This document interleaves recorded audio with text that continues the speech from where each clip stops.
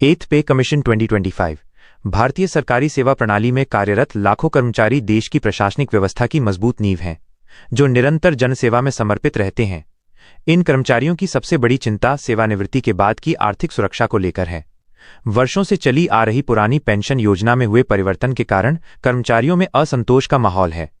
नई पेंशन योजना के लागू होने के बाद से कर्मचारी संगठन निरंतर पुरानी व्यवस्था की बहाली की मांग उठा रहे हैं। 8वें वेतन आयोग की संभावना के साथ एक बार पुनः कर्मचारियों में नई आशाएं जगी हैं कि संभवतः इस बार उनकी दशकों पुरानी मांग पूरी हो सके। यह मुद्दा केवल आर्थिक नहीं, बल्कि कर्मचारियों के मनोबल से भी जुड़ा हुआ है। दोनों पेंशन योजनाओं में अंतर। पूर्व की पेंशन व्यवस्था में सरकारी कर्मचारियों को सेवानिवृत्ति के बाद अपने अंतिम वेतन का आधा हिस्सा आजीवन पेंशन के रूप में प्राप्त होता था। ये राशि महंगाई दर के अनुपात में बढ़ती भी रहती थी, जिससे पेंशन भोगियों की क्रय शक्ति निरंतर बनी रहती थी। इस व्यवस्था में कर्मचारियों को भविष्य की आर्थिक सुरक्षा का पूर्ण विश्वास रहता था। वे बिना किसी चिंता के अपनी सेवा में पूर्ण समर्पण कर सकते थे। नई पेंशन योजना के अंतर्गत कर्मचारियों का योगदान बाजार आधारित फंडों में निवेश किया जाता है, जिसमें प्रतिफल की कोई निश्चित गारंटी नहीं होती। इस अनिश्चितता के कारण कर्मचारी अपने भविष्य को लेकर चिंतित रहते हैं। उन्हें स्पष्ट नहीं होता कि सेवानिवृत्ति के बाद उन्हें कितनी पेंशन प्राप्त होगी। कर्मचारी संगठनों का संघर्ष। देश भर के कर्मचारी संगठन वर्षों से सरकार पर दबाव निर्मित कर रहे हैं कि पुरानी पेंशन योजना को पुनः लागू किया जाए। इन संगठनों का तर्क है कि नई योजना में कर्मचारियों की आर्थिक सुरक्षा खतरे में है। ये उनके मनोबल को भी नकारात्मक रूप से प्रभावित करती है। अनेक राज्य सरकारों में भी इस मुद्दे पर राजनीतिक चर्चा होती रही है। कुछ राज्यों ने अपने कर्मचारियों के लिए पुरानी पेंशन योजना वापस लाने की घोषणा भी की है। उच्चतम न्यायालय में भी इस मामले को लेकर अनेक याचिकाएं दायर की गई हैं।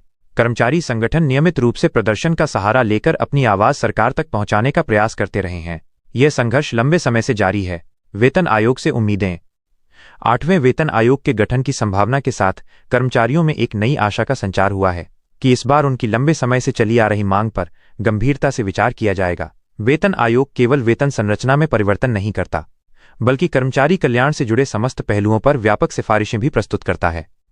कर्मचारी संगठनों का मानना है कि यदि पुरानी पेंशन योजना की पूर्ण बहाली संभव नहीं है, तो कम से कम मौजूदा व्यवस्था में ऐसे सुधार किए जाएं, जिससे कर्मचारियों को बेहतर आर्थिक सुरक्षा प्राप्त हो सके।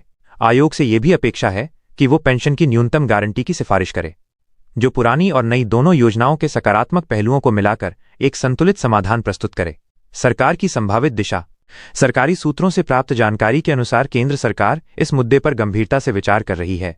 8वें वेतन आयोग के दौरान पेंशन व्यवस्था में महत्वपूर्ण परिवर्तन की संभावना दिखाई दे रही है। हालांकि सरकार की ओर से अभी तक कोई स्पष्ट संकेत नहीं मिला है। राजनीतिक विश्लेषकों का मानना है कि आगामी चुनावों को देखते हुए सरकार सकारात्मक रुख अपना सकती है।